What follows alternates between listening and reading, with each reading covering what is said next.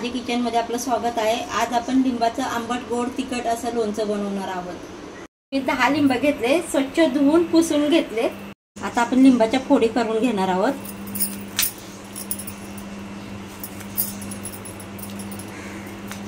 याच्या सर्व बिया काढून टाकायच्या।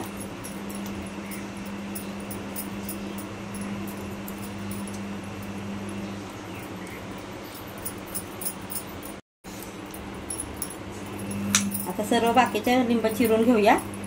इथे लिंबाच्या फोडी करून घेतल्यात, त्यातल्या सर्व बिया काढून घेतल्यात। बिया राहिल्या ना तर लिंबाचं लोणचं कडू लागतं। मिक्सर मधून जाडसर बारीक करून घेणार आहे।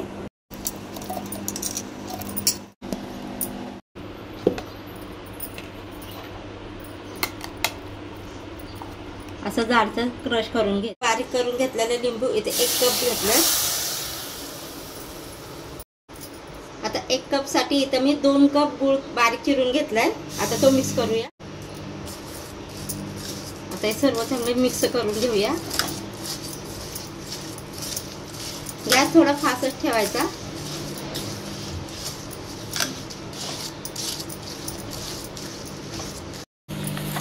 आता गुळाला पाणी सुटायला लागले।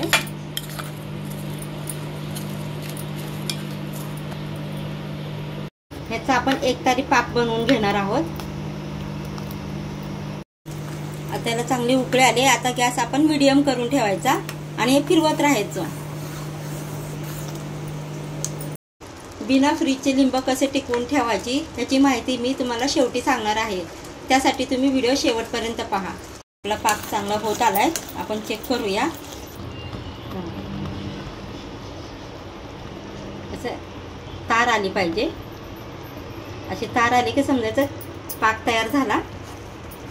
आता आपण ह्याच्यात थोडं मीठ टाकणार आहोत। तर थोडं चवीनुसार थोडं मीठ टाकणार आहे। सफेद मीठ टाकलंय आणि पाव चमचा काळं मीठ टाकूया।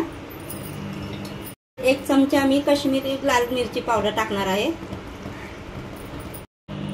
तुम्हाला किती तिखट हवं त्यानुसार तुम्ही मिरची पावडर टाका। मी फक्त मिरची पावडर टाकले कारण हे लोणचं उपवासाला पण चालतं।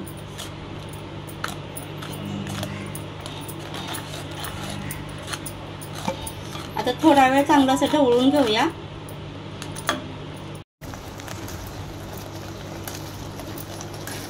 मिरची पावडर आणि मीठ टाकल्यानंतर फक्त मिनिटभर मी फिरवून घेतले। आता आपण गॅस बंद करूया, नाहीतर हे कडक होईल पाक। लिंबाचं लोणचं बनवून तयार आहे।